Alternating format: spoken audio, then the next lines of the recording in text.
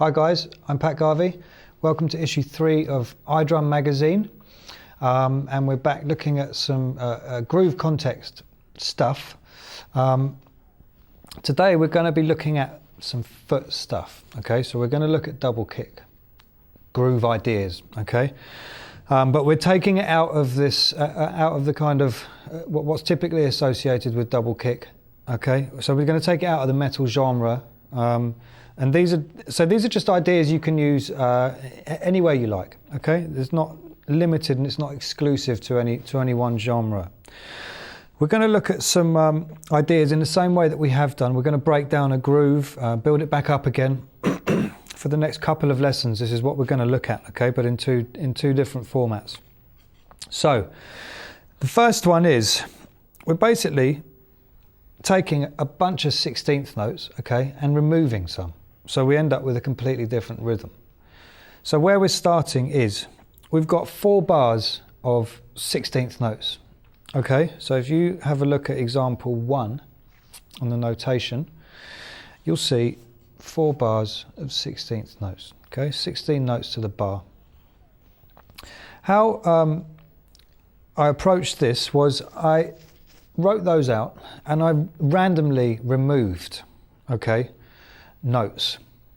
And then after I'd randomly removed notes, I removed any that were left on a 2 and 4 snare drum. Okay, so the way was kind of clear. Now I didn't really know what this was going to sound like, and it took me a while to learn and to be able to play effectively as well. So it might take a while to get your head around this kind of thing if you're not used to it. If you don't play double kick, then that's fine, okay? You don't have to have a double pedal to be able to do this, because this type of rhythm works just as well if you're playing the hi-hat, because we're talking about a rhythmical phrase here. We're not talking about anything so specific to double kick, okay? It's just we're using double kick to give the example today. So there's a few things you're going to need here, okay? Last month even, we spoke about your left foot on the hi-hat, and we spoke about how you don't want to be doing all that stuff on the hi-hat. So lifting your foot right off the pedal and coming back down again, because you're losing a load of control when you do that. It doesn't sound as good, it doesn't look too pretty, and it's just not what you want to be doing. It's exactly the same concept now with your left foot, okay, on the bass drum pedal, or on whatever pedal you're using, okay, on whatever sound you're going to get from it. It's exactly the same thing. So your 2 feet are going to be playing exactly the same way. They're mirroring each other, okay? So if your right foot is going, then your left foot is going in exactly the same way, okay? This is so that everything works and achieves the same end goal, which is everything to sound the same, okay, and to sound continual, so that the listener's ears are not going, what's that, what's going on, okay? And so that you're comfortable, and that way you don't have the lumps, there's no problems, and you're starting to build a good foundation for your drumming, okay, with at least where your feet are concerned. Now, here are the 4 bars of 16th notes, okay, just on their own, okay. So 1, 2, 3, 4.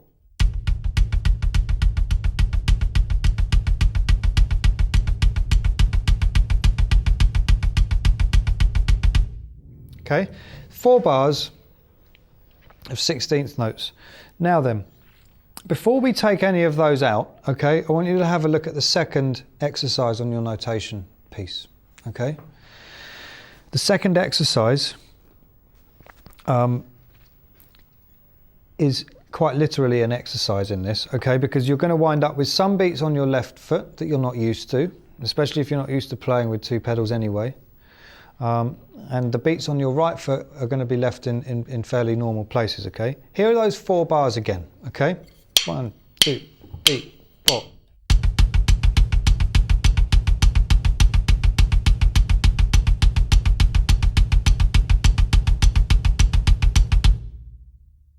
Now, that's stopped just a bit short of 4 bars, but you get the point, okay? Those are the notes we're going to take and we're going to mess around with them. here is the exercise, okay? So you're going to be playing 1 bar of 16th notes, both your feet, okay, into 1 bar of 8th notes. So you're basically missing out your left foot, okay? Back into 1 bar of 16th notes, into 1 bar of offbeat 16th notes, okay? So they're the ones you're going to be playing with your left foot. So you get something that sounds like this, okay? 1, 2, 3, 4.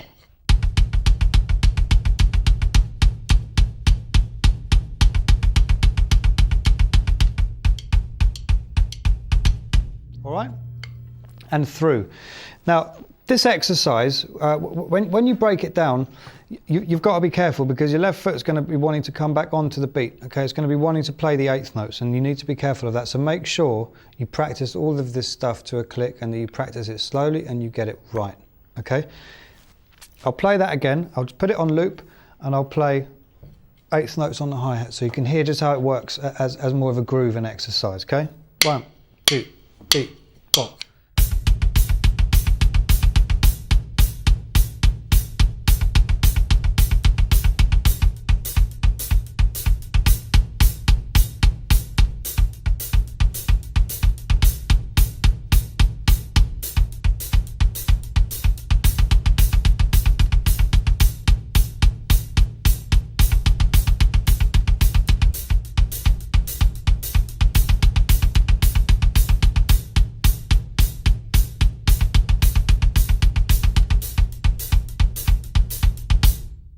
Okay, you can take those exercises and you can mess around with them however you like. You can play a bar of 8th notes into a bar of offbeat 16th notes.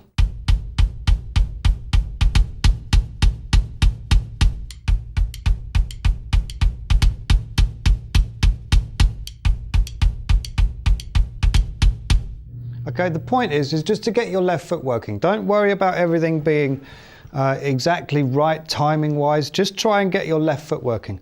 Once you've got your left foot working and you're a little bit more comfortable with the whole idea, then start to worry about whether everything is in exactly the right place. Okay, now then,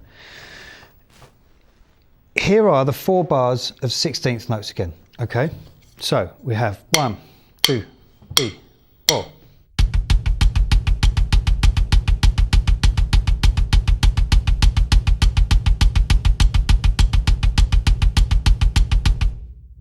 Okay, there are 4 bars. Now, if you look at the next exercise, you see you can see the notes that I've taken out. Okay, from the original 4 bars of just 16th notes. All right, this is just ways. These are just ways of coming up with interesting sounding rhythms that might push you a little bit, or that might be a little bit out of the norm to what you're used to, and just help you grow a little bit. Okay, and understand a bit more about what you can do with a drum kit without going too crazy. Okay, so now I'm going to play that rhythm that you've got there, okay, with those 16th notes taken out. So 1, 2, 3, 4.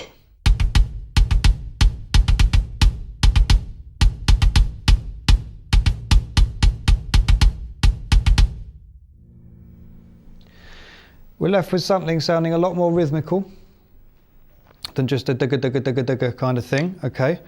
And there are a lot more opportunities to get quite musical and get quite interesting with this. Now, there's a reason that I'm playing everything pretty much alternate foot, with alternate feet, okay? And that is because, like I said, this isn't exclusive to double kick stuff, okay? So yes, there are phrases there. In fact, you could play the whole phrase with 1 foot if you wanted.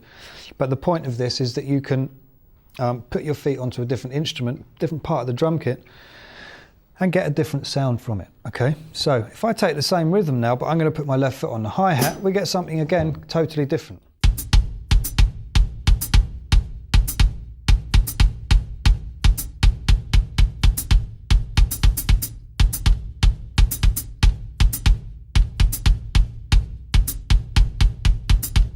Okay, same thing again on the bass drum.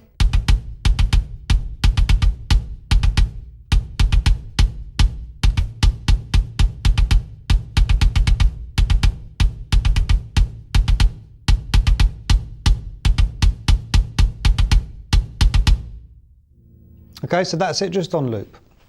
Now, that's all well and good, but this type of idea takes practice, and it was actually originally constructed around a 2 and a 4 snare drum with just 1/8 notes, okay, with quarter note accents on the hi-hat. Now remember, last month we spoke about this whole kind of approach to accents, okay? And it's exactly the same thing, okay? If you don't have a second hi-hat, that's fine, okay? I didn't for years. That's not a problem. Just clamp this one closed, okay? So you don't have to worry about it. But this is all we're playing, okay? So with our hands, this is the deal, okay? 1, 2, 3, 4.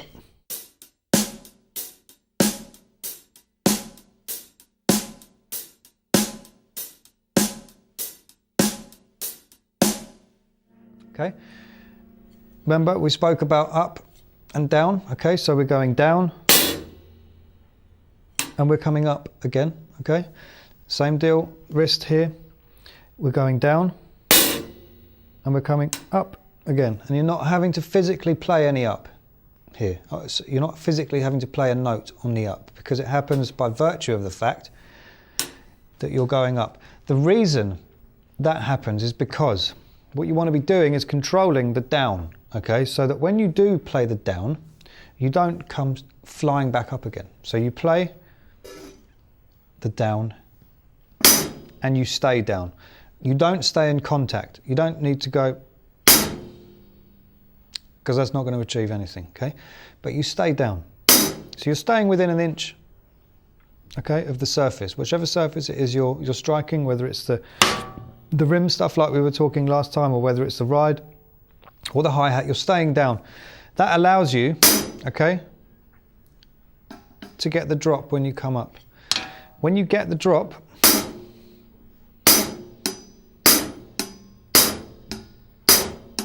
and it's a nice arch in your wrist here, and you're relaxed. Again, it's just how your body works, okay? There's no dark arts here. There's no kind of going to see a funny guy with a grey beard at the top of the mountain at midnight. It's just how your body works, okay?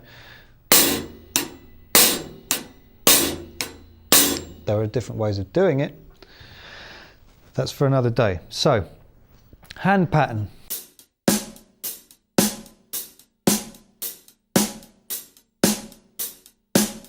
Now, if we put those 16th note bass drums with that hand pattern, we get something we've probably all heard before, okay?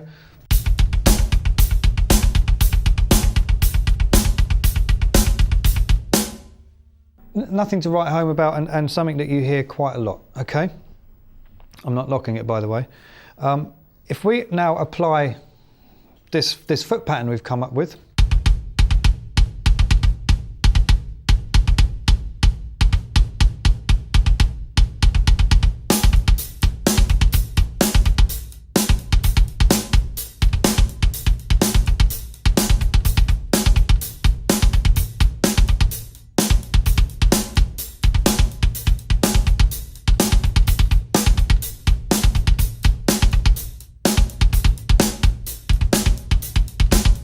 okay?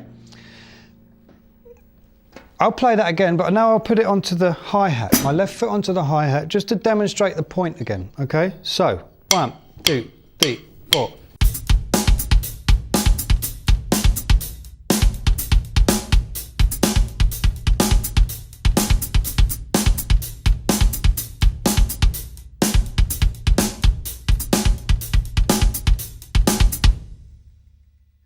Now, you heard the difference there. The possibilities with this type of approach are endless, okay? Now, what we're going to do is we're going to look at 3 hand patterns, okay? Your right hand is always playing these accented 1/8 notes, okay? So you're always playing a quarter note accent on the hi-hats, okay? Or on the ride, wherever you're doing it, it doesn't matter. If you're doing it on the ride, it works just as well.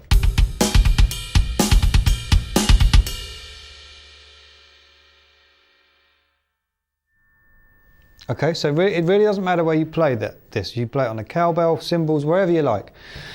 The point is it works, okay? So, if we look at it as 3 hand patterns, right? 3 hand patterns, hand pattern A, okay? we're back to the cross stick. So remember what we were talking about in the second month's lesson on these types of groove approaches, okay? Keep your hand, okay, down. This is all coming from your wrist, okay? It's not coming from your arm or anything else, okay? It's coming from your wrist. And when you bend your wrist back, okay, the very base of your wrist, the very base of your hand, where it meets, stays on the skin, okay? So, we're going to be playing the cross stick on the quarter note. So you've got this with your hands.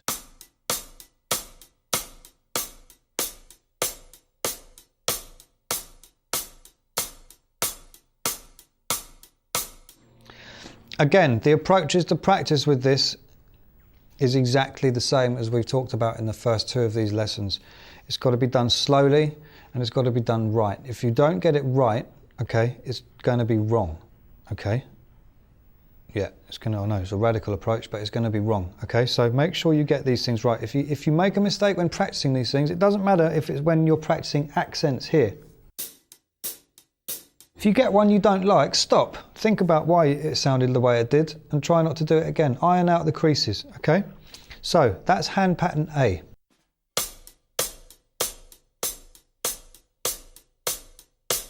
All right, so that's hand pattern A as far as your exercises go. Hand pattern 2 is a hand pattern we started with. Again, eighth notes here, quarter note accents, backbeat 2 and 4.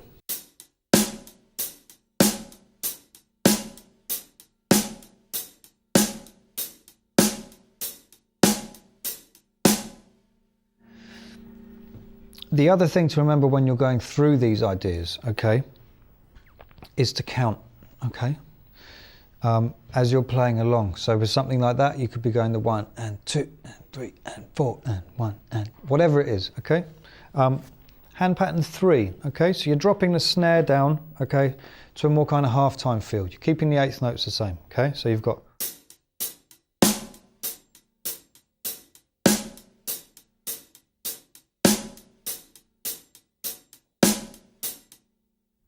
So you've got your 3 hand patterns, okay? We've got one that gives us a double time feel, we've got one that gives us a normal time feel, and we've got one that gives us a half time feel, okay?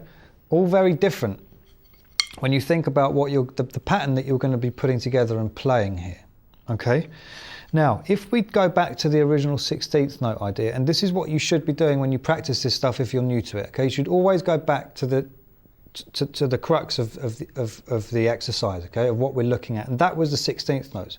So before you go trying to put all those hand patterns with that bass drum pattern, once you've practiced it up and broken it down and got it right, okay, you need to just make sure that you can change between those hand patterns when you're just playing those normal 16th notes, okay, with your feet on the bass drum.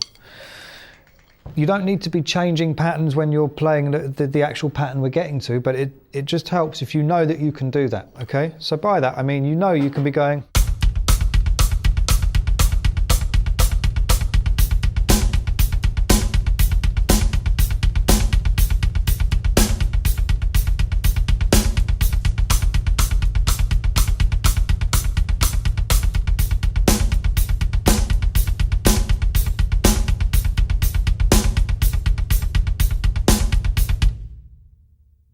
Okay, so we've basically just played everything there that we're going to play anyway, right? With those hand patterns, okay? Except for now we're just going to take those notes away. So if we break it down one by one, okay? So you've got hand pattern A.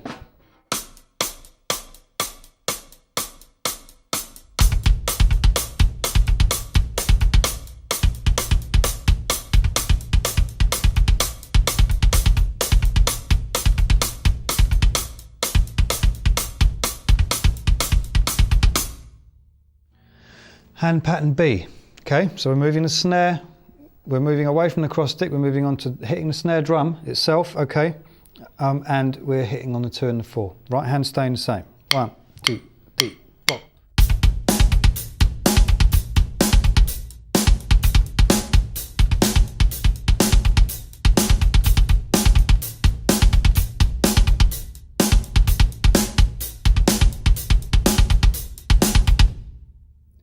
Now we move to hand pattern C, okay? So we're still playing the eighth notes, we're just dropping the snare onto beat 3, okay? So 1, 2, 3, 4.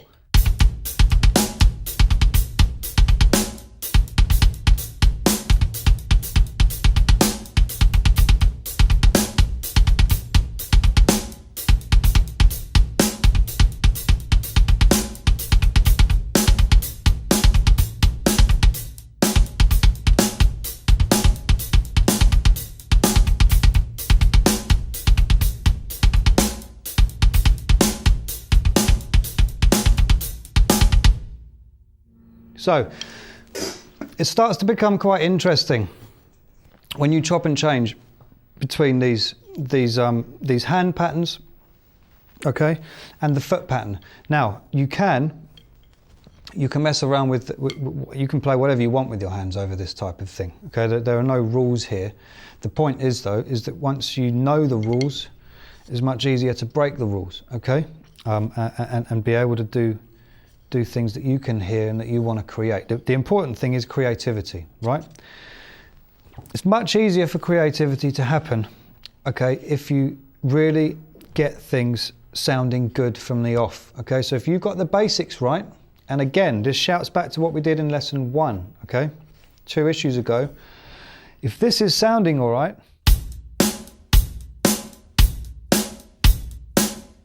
whatever it is, okay? Whether it's that, whether it's... It doesn't matter, okay? If you've got things sounding all right at a basic, simple level, okay, you can build on that. You can't just steam in there and think that things are going to work, because they're not, and it's just going to annoy and frustrate you, okay? So you'll make things much easier on yourself if you can just break things down, have the patience, practice these things slowly, okay? It doesn't matter if you're sitting there with one foot learning this rhythm, okay? You could put that rhythm onto your hands.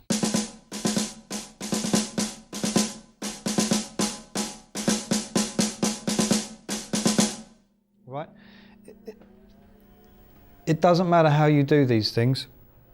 And by that I mean, it doesn't matter what, once you've got them, it doesn't matter what you do with it.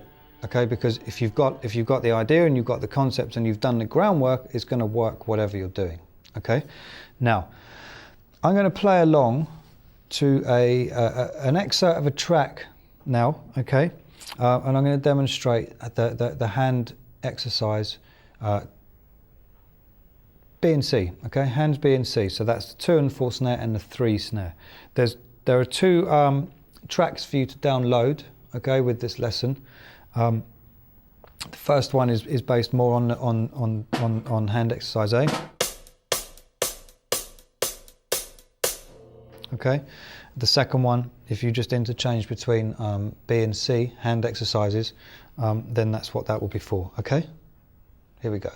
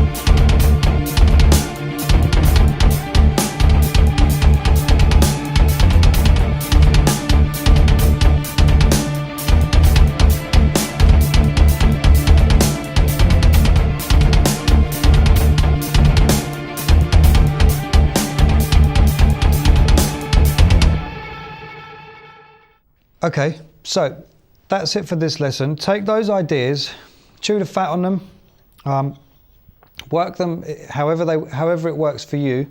Remember, practice it slow, get it right. If you've got any questions, you can email me, I'm sure, okay? If you are wondering how to work on that stuff, okay, there are lesson notes with all of these lessons, okay? So you just need to read those and it's all there.